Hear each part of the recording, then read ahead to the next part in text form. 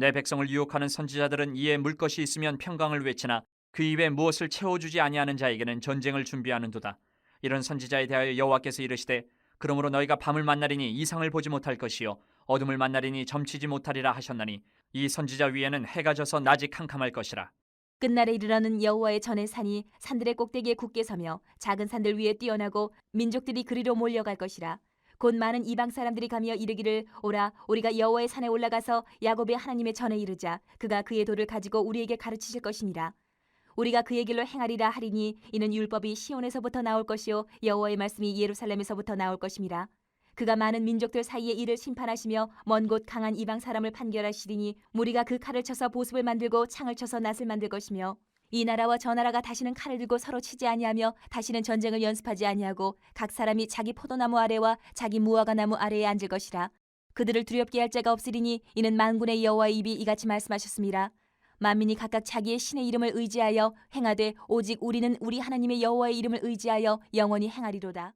오늘 이 미가서에 두 종류의 평화를 전하는 선지자가 나와요. 똑같이 평화를 전합니다. 그런데 두 가지 종류의 선지자가 등장을 합니다.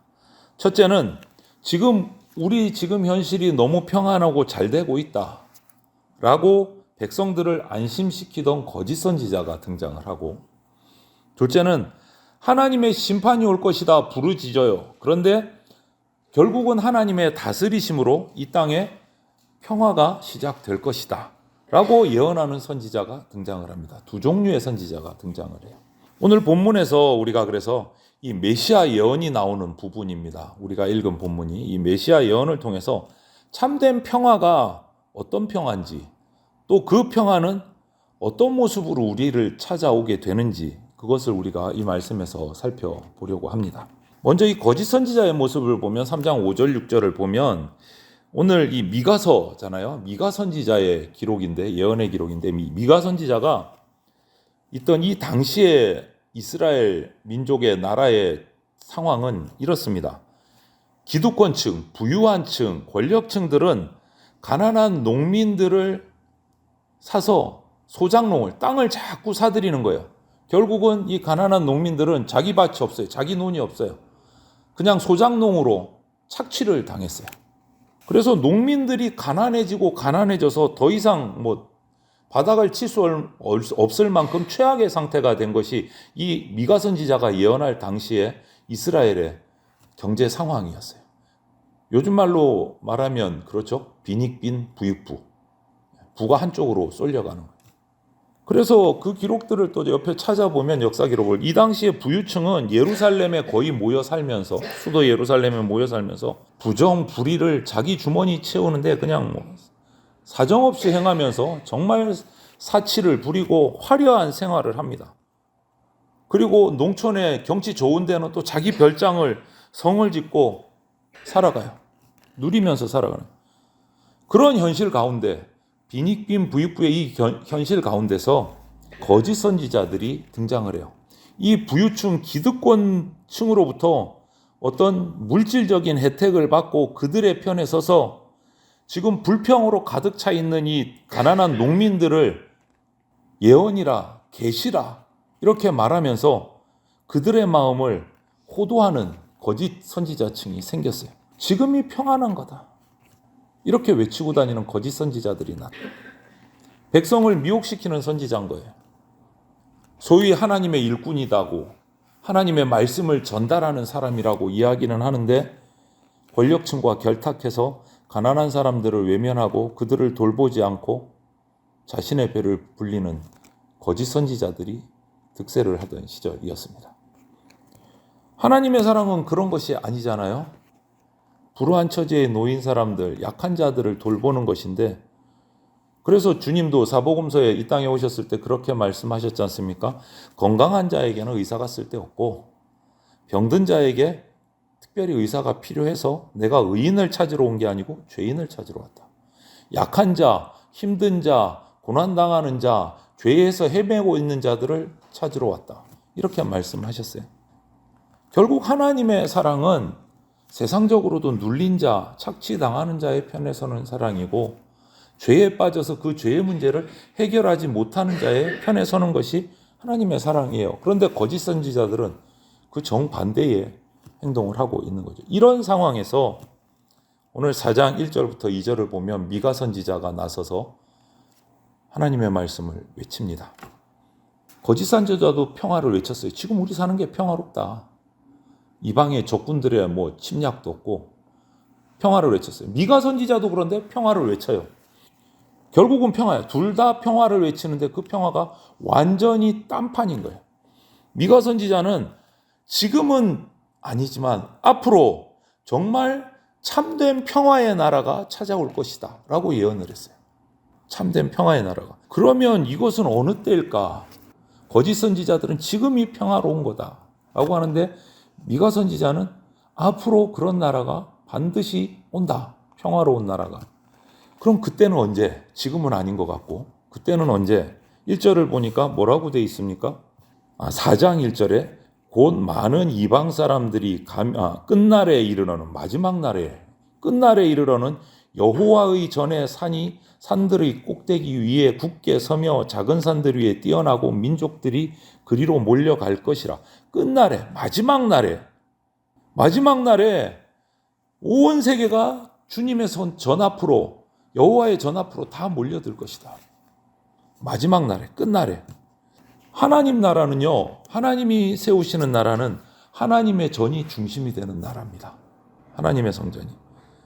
그리고 세상의 모든 나라들이 그 위에 그 나라 위에 하나님의 선이 나라가 우뚝 선다라고 표현을 해요. 여호와의 전 중심의 나라가 평화의 나라고 하나님의 나라예요. 그러면 우리는 그래요. 정말 하나님의 평화의 나라가 올 수 있을까? 지금 이 땅에 흘러가는 모습을 보니까 정말로 평화가 올까? 여러 가지 좀 부정적인 비관적인 생각들을 우리가 하게 돼요. 그런데 성경은 우리로 하여금 먼 역사를 미래를 바라볼 수 있는 소망을 주십니다. 미가 선지자도 그렇게 예언하잖아요. 지금은 아니지만 끝날에 평화의 나라가 온다. 끝날에 마지막 날에. 즉 성도에게는요 믿고 기대한다라는 그 축복이 우리에게 허락되어 있어요. 지금 너무 힘들고 앞이 보이지 않는 것 같고 어두운 것 같은데 평화가 온다라는 그 믿고 기대하는 일을 우리에게 할 수 있도록 허락을 해 주셨어요. 마지막 날에 이 세상의 어둠과 싸움과 갈등이 다 사라져 버린다. 그래서 2절에 뭐라고 말합니까? 오라 우리가 여호와의 산에 올라가서 야곱의 하나님의 전에 이르자. 이거는 복음성가 가사로도 쓰인 부분이에요. 이 가사는, 이 성경 말씀은. 오라 우리가 여호와의 산에 올라가서 야곱의 하나님의 전에 이르자.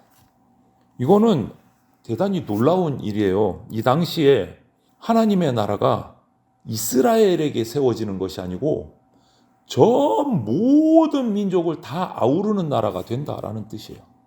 모든 민족이 하나님께로 다 몰려든다.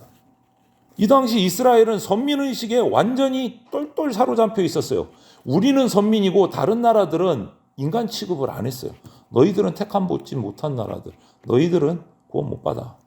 완전히 선민의식에 똘똘 쌓여있던 시절인데 이런 말씀을 하신 거예요. 미가 선지자를 통해서. 모든 이방 민족들이 주님 앞에 나올 거다. 그러니까 이 말은 뭐냐? 하나님은 이스라엘만의 하나님이 아니고 모든 민족의 하나님이시다. 이 말을 하고 있는 거예요. 미가 선지자가. 따라서 무슨 말입니까? 앞으로 이스라엘 민족 외에 이방 민족들도 하나님을 믿고 따르는 경외하는 하나님의 백성들이 나타나게 된다라는 말이에요. 그러면 끝날, 마지막 날, 이게 우리에게 가르쳐주는 뜻은 뭘까요? 이런 말씀 앞에서, 이런 미가 선지자를 통해서 우리에게 주신 예언의 계시의 말씀 앞에서 마지막 날, 끝날은 도대체 우리에게 어떤 의미를 가지고 오나? 끝날에, 마지막 날에. 그것은요, 지금 우리가 현재 살아가는 이 불합리한 세상에서도 우리는 끝까지 참고 믿고 견뎌야 하는 소망이 생긴다라는 거예요. 마지막 날에 하나님의 평화의 나라가 이루어진다. 이것은 지금 힘들고 어렵고 고난이 닥치고 정말 불합리하고 하나님의 나라가 이루어질까? 평화가 올까? 날마다 전쟁의 소식밖에 안 들리는데 그런데 마지막 날에라는 것은 우리에게 소망을 주시는 말씀입니다. 그래서 우리는 견뎌야 된다. 흔들리지 말고 믿음으로 살아가야 된다. 이거를 주는 의미가 끝날에, 마지막 날에라는 의미예요. 그래서 우리는 오늘 당장 우리가 그리스도인으로서 살아갈 때 정말 내가 손해보고 불합리하는 일이 있다고 해도 값싸게 흥분하거나 갈팡질팡해서는 안 됩니다, 여러분. 저와 여러분이 흔들리지 않고 굳게 서서 이 믿음을 가지고 이 말씀을 붙들고 공의와 자유와 평화를 지켜나가는 담대한 태도를 우리가 이어나가야 돼요. 우리 그리스도인들은 하나님이 정하신 마지막 날을 향해서 걸어가고 있는 이 세상에 뿌리 내린 사람이 아니고 이 세상을 지나가는 순례자입니다. 순례자. 하나님 나라를 향해 가는 순례자예요. 이런 확실한 믿음이 있을 때 우리는 인생길에서 흔들리지 않고 안정과 평화를 맛보고 누릴 수 있게 돼요. 이 소망을 붙들고 믿을 때. 하나님이 통치하시는 나라는 이스라엘이라는 민족의 경계가 아닙니다. 그것을 뛰어넘어서 온 세계를 다 아우르는 나라입니다. 오늘 이 말씀처럼 보면. 그래서 장차 끝날에 예수 그리스도께서 통치하시는 그 나라가 오게 된다. 우리는 그 시대를 소망하고 살아야 된다. 그때 우리는 지금 불합리해도 견딜 수 있는 힘이 생깁니다. 그것을 미가 선지자는 외치는 거예요. 거짓 선지자는 당장이 달콤하고 평화로운 시대다 하는데 미가 선지자는 그렇게 외치지 않았어요. 끝날에 예수 그리스도께서 통치하시는 날이 온다. 평화의 나라가 온다. 이스라엘만이 아니고 온 민족이 주님께로 나올 것이다. 우리는 이것을 믿음으로 세워야 돼요. 그래서 4장 3절에서 5절을 보면 그럼 그런 하나님 나라는 어떤 나라인가? 화해를 얘기해요. 화해를. 여러분, 아담과 하와의 범죄로 인해서 하나님과 인간이 어떻게 됐습니까? 찢어졌어요.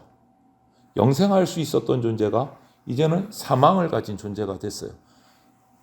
그것을 건널 수가 없는 거예요. 찢어진 거예요. 깨졌어요.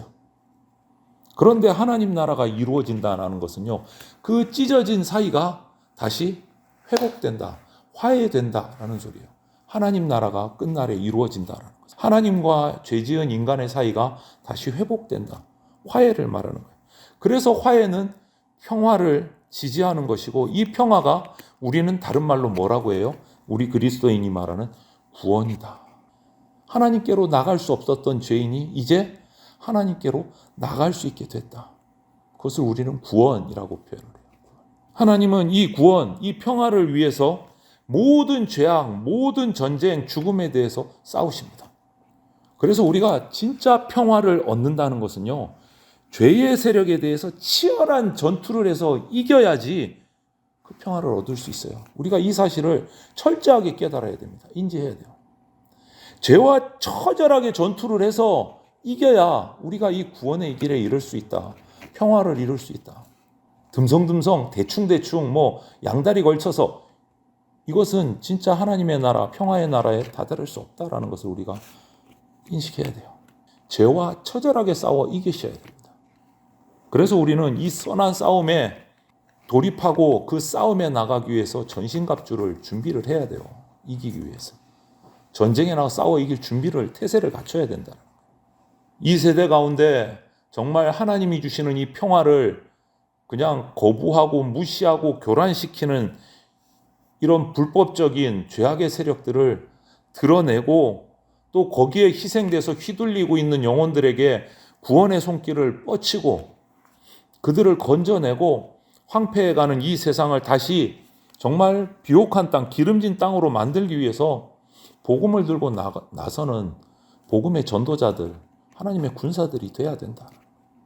그것이 하나님과 화해하는 길이고 하나님의 평화의 나라가 이루어지는 길이다. 그냥 우리 대충 앉아 있는다고 이루어지는 게 아니다라는 거예요. 죄와 싸워야 돼요. 치열하게 싸워야 됩니다. 이것은 정말 결단이 있어야 돼요. 우리 가운데. 내가 죄와 싸워서 반드시 이길 거다. 죄에게 타협하지 않겠다. 확실한 결단을 하고 우리가 이 세상에 살아야 돼요. 왜? 여러분도 잘 아시잖아요. 우리가 살아가는 세상이 녹록지 않습니다. 조금만 정신줄을 놓으면 요 달콤한 세상의 죄의 미혹에 홀라당 넘어가기 딱 좋습니다. 그렇지 않습니까, 여러분? 정신 바짝 차리고 결단을 해야 가능해요. 죄와 싸워서 이기는 것은. 이런 결단이 있을 때 화해가 이루어지고 그런 평화가 시작되는 겁니다. 오늘 3절 3절에 보니까 민족들 사이의 일을 하나님이 심판하시고 강한 힘을 가지고 약한 나라를 억압하던 나라들을 마지막 때에 판결하신다, 심판하신다. 분명히 얘기하고 계세요. 죄의 세력을 무너뜨리신다. 그리고 하반절에 뭐랍니까? 칼을 쳐서 보습을 만들고 창을 쳐서 낫을 만든다. 그 의미가 와 닿으시죠? 칼을 쳐서 보습을 만들고 창을 쳐서 낫을 만든다. 전쟁의 역사를 평화의 역사로 바꾸어 내시겠다라고 하시는 거예요. 우리는 거기에 합당한 동행하는 결단이 우리 가운데 있어야 돼요. 거룩한 결단을 우리가 해야 돼요. 하나님의 그 뜻을 내가 따라가겠다. 하늘의 군사로서 평화를 이루어 가겠다. 결단해야 된다. 주님이 다스리시는 나라는요, 어줍지 않은 양다리 걸치는 그런 나라 아닙니다. 완전한 평화의 나라입니다. 완전한 평화의 나라. 죄는 용납되지 않습니다. 하나님을 알지 못하는 사람들은 자신의 방식대로 살지만 하나님을 경외하는 사람들은 하나님의 이름을 의지하고 그분의 말씀만을 따라서 살아갑니다. 복음을 듣지 못한 사람들은 복음을 듣는 순간 하나님의 백성다운 거룩한 삶을 살기로 결단하는 거예요, 여러분. 하나님의 복음이 말씀이 내게 딱 들어와서 자리 잡는 순간 우리의 생각은 바뀌기 시작합니다. 어떠세요? 여러분은 하나님 말씀의 통치를 받고 계십니까, 지금? 어떠십니까? 한번 마음으로 한번 묵상을 해보세요. 대답을 해보세요. 하나님의 말씀의 통치를 받고 있는가? 세상의 흐름에 휘둘려서 끌려가고 있는가? 결단하셔야 됩니다. 우리는 정말 딱 이렇게 완제품으로 만들어져 있는 상품과 같은 그런 평화를 받는 것 아닙니다. 평화를 위해서 거룩한 결단을 내리고 참 평화를 하나님의 전쟁에, 거룩한 전쟁에 동참하는 거예요. 평화를 만들어 가는 겁니다. 그래서 우리는 하나님의 평화 속에 사는 백성이 될 수 있는 겁니다. 오늘 본문에서 미가 선지자는요, 이 예수 그리스도의 평화의 왕국에 대한 확실한 소망을 가지고 사람들에게 이 하나님의 말씀을, 예언의 말씀을 지금 선포하고 있는 겁니다. 거짓 선지자들의 말에 호도되어서 이게 맞나? 지금 이게 사는 게 최선인가? 긴가민가 하고 있는 그 백성들에게, 또 자기의 기득권을 가지고 호화스럽게 착취를 하면서 자기의 배를 불리고 있는 그 기득권층들에게 지금은 평화가 아니다. 죄와 싸워야 될 때다. 평화는 마지막 때에 하나님의 진짜 평화의 날이 올 것이다. 그때는 이 예루살렘, 이 이스라엘뿐만 아니고 모든 이방 민족들이 하나님의 전 앞으로 다 몰려들 것이다. 그때 참 평화의 나라가 이루어진다. 이렇게 지금이 평화가 아니고 주님이 정하신 마지막 때에 그날이 이루어진다 외치고 있는 거예요. 어떻습니까? 저나 여러분들은 예수님께서 통치하시는 평화의 나라, 하나님의 나라를 정말 바라보고 소망하고 기대하고 계십니까? 아니면 그냥 하루하루 급하게 세상의 흐름에 휘둘려서 살아가고 계십니까? 여러분, 그렇다면 하나님의 나라가 임하는 그날까지 그 소망을 가지고 이 인생은 내가 뿌리내릴 곳이 아니고 내가 지나가는 순례길임을 기억하시고 하나님의 말씀을 붙들고 그 말씀을 아직 받지 못한 영혼들에게 증거해서 함께 손잡고 하나님의 나라, 그 평화의 나라를 위해서 갈 수 있도록 복음을 전하는 그런 증거자의 삶을 살아가시기를 주님의 이름으로 축원을 드립니다. 아멘.